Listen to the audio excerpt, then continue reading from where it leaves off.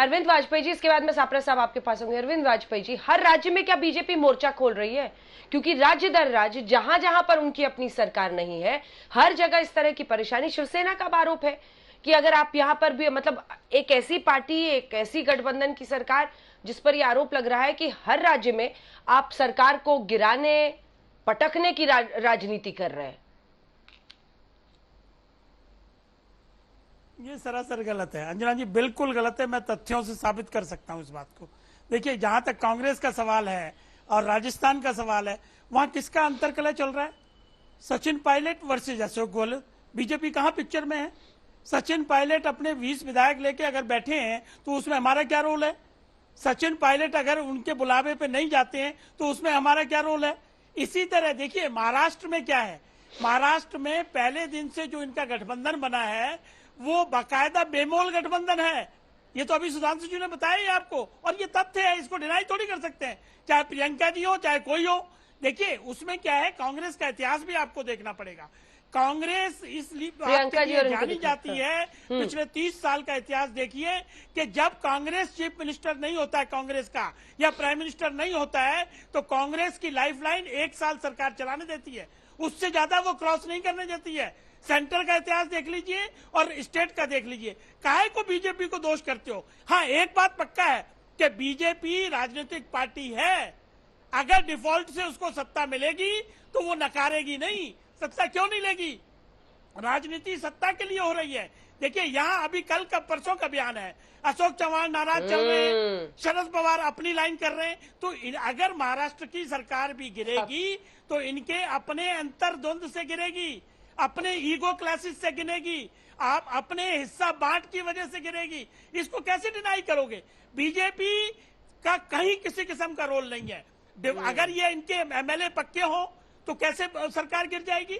अभी गहलोत साहब लगे हुए हैं कि जी हम फ्लोर टेस्ट कराना चाहते हैं। अरे, किसी ने डिमांड की है फ्लोर टेस्ट की? क्या आप अपना कैबिनेट चलाइए, राजभवन घेर रहे हो, गवर्नर साहब को कॉन्स्टिट्यूशनल पोस्ट है, उनको धमकी दे रहे हो। नहीं, क्यों? बीजेपी कह रही थी अल्पमत की सरकार है, देशद्रोह का मामला भी बनता है। बीजेपी कह रही थी बीजेपी कह रही थी ना अल्पमत की सरकार है, बीजेपी कह रही थी। कटारिया साहब का बयान है, प्रेस कॉन्फ्रेंस में उन्होंने कहा कि अल्पमत की सरकार है, तो फिर फ्लोर टेस्ट से क्यों भाग रहे? बीजेपी ने गवर्नर को मिलकर ये नहीं कहा है कि आप ये फ्लोर टेस्ट कराइए, और ना सचिन पायलट ने कहा है। और सचिन पायलट आज तक कांग्रेस में है, तो ये अपने अंतर्कलह को हमारे ऊपर, बीजेपी के ऊपर क्यों डालेंगे? भाई, आप अपना घर संभालिए ना। सापरा साहब, जवाब दीजिए। मुझे लगता है इससे साफ गोई से वो बात कह नहीं सकते। कह रहे हैं अंतरकलह है, और यही कलेश सुधांशु जी भी कह रहे हैं, जो कि पार्टी की आपके अंदर की लड़ाई है। वो कह रहे हैं कि पॉलिटिकल पार्टी है, डिफॉल्ट से, उन्हीं के शब्द हैं कि डिफॉल्ट से सरकार बनेगी तो बीजेपी क्यों पीछे हटेगी, वो बनाएगी अपनी सरकार। और आप तो कह रहे हैं लोकतंत्र ही खतरे में है, कल तमाम राजभवन का घेराव करने वाले हैं। क्या रणनीति होगी कांग्रेस की? देखिए अंजना जी, सवाल ये है कि भारतीय जनता पार्टी का अगर 6 साल का इतिहास देखा जाए तो अंग्रेजी में कहते हैं हैबिचुअल ऑफेंडर, यानी आदतन अपराधी। आप देखिए कि उत्तराखंड में क्या हुआ, अरुणाचल प्रदेश, गोवा, मणिपुर, कर्नाटका, मध्य प्रदेश और अब ये राजस्थान। तो इसीलिए शायद उद्धव ठाकरे जी ने इनको चैलेंज किया है कि आप जो है वो हैबिचुअल ऑफेंडर है, आप चाहते हैं तो कर लीजिए यहाँ पे। लेकिन प्रियंका जी ने ठीक कहा कि महाराष्ट्र की जनता ने, महाराष्ट्र के एमएलए जो हैं, उन्होंने देखा है कि नवंबर और 23 के बीच में तरह से यहाँ तंत्र की धज्जी पाई गई। इस तरह पर संवैधानिक पदों का हनन हुआ, एक नंगा नाच मारा। 2 बजे यहाँ पर राष्ट्रपति शासन हटाया, सुबह 7:30 बजे मुख्यमंत्री फडणवीस शपथ लेते हैं। ये किस तरह से था? और राष्ट्रपति शासन जब हटाना को 14 दिन की मोहलत दी गई, और मेरे ख्याल से शिवसेना को 24 घंटे और एनसीपी के तो 12 घंटे बाकी थे। पहले ही गवर्नर साहब ने लिख दिया एमएचए को। क्यों? क्योंकि वहां से शाह का डंडा था और शहनशाह को जाना था विदेश, ब्रिक्स के अधिवेशन के अंदर। इसीलिए वो वहां पर कैबिनेट मीटिंग बुलाई, और राष्ट्रपति शासन हटाने के समय कोई कैबिनेट मीटिंग नहीं हुई। उन्होंने रात को 2:30 बजे राष्ट्रपति शासन हटाया, 3:30 बजे राष्ट्रपति का उस पर कंसेंट लिया, सुबह 7:30 बजे शपथ हुई।